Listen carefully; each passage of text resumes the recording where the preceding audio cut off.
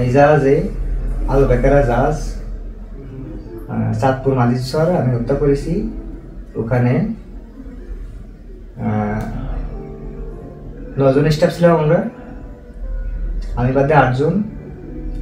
তাদের গমের বড়ি খাওয়াইছি আমি, বাদে ওই তরকারির মধ্যে মিশিয়ে গমের বড়ি খাওয়াই। আমি চাইনিজ কুরোল ছিল মাস্টারের কেবিনে, চাইনিজ কুরোল দিয়ে আমি সবাই এক এক করে হত্যা করেছি। কেন হত্যা করেছি আমি তাদের জানাইছি। তাদের কি জানাইছি, এই যে আপনাদের মাস্টার ড্রাইভার এই যে আমাদের সাথে ঠকাচ্ছে, দুর্নীতি করতেছে, খারাপ ব্যবহার করতেছে, গালাগালি করতেছে, বকাচকা করতেছে, গাদা মতো খাটাচ্ছে, তাই কোনো প্রতিবাদ আপনারা করতেছেন না। তা তারা আমার বলে কি, সব জায়গায় একই রকমই, তারা আমাদের বলে কি প্রতিবাদ করলে নামা দেবে, নামা দিয়ে এত মগের মূল্য বলেই নামা দেওয়া হয়ে গেল। এটা নামাতে গেলে একটা লোক নামাতে গেলে 3 মাসের বেতন দিয়ে বা বকেয়া বেতন দিয়ে নামাতে হয়। তা এই জায়গায় কিছুই হচ্ছে না।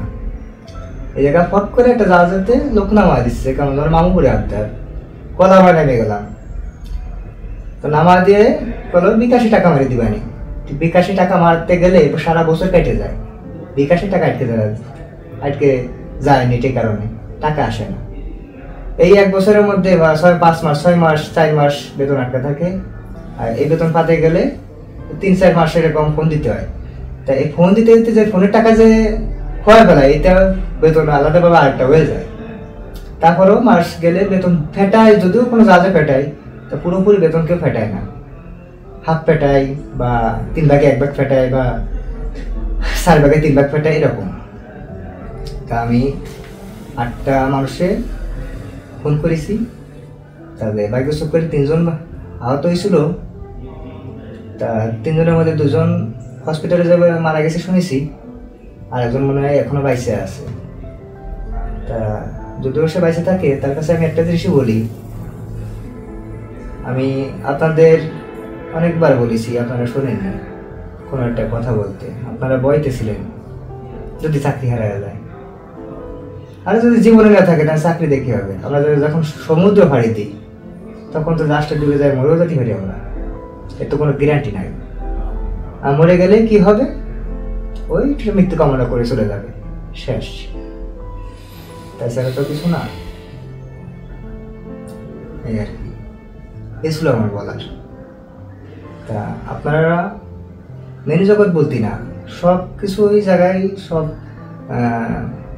কোম্পানি বা সব জাহাজ বা অন্যান্য ইত্যাদি যে সব ব্যবসা আছে, এরকম দুর্নীতি সব জায়গায় চলতেছে টুকিটাকি।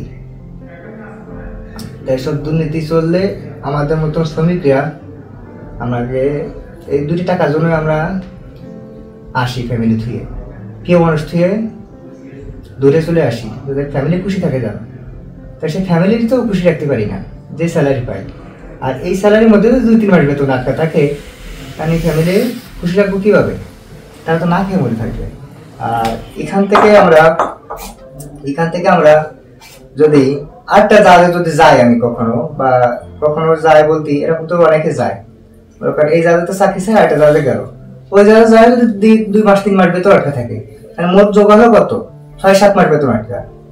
তাহলে 6-7 মাস বেতন আটকে থাকে, যদি আমার 1টা বেতন পাতে হয়, তাহলে তার ফ্যামিলি কি করে থাকে?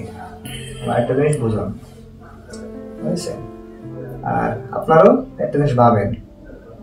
তা আমার হয়তো জেল হবে, নয়তো নিশ্চিত ফাঁসি হবে।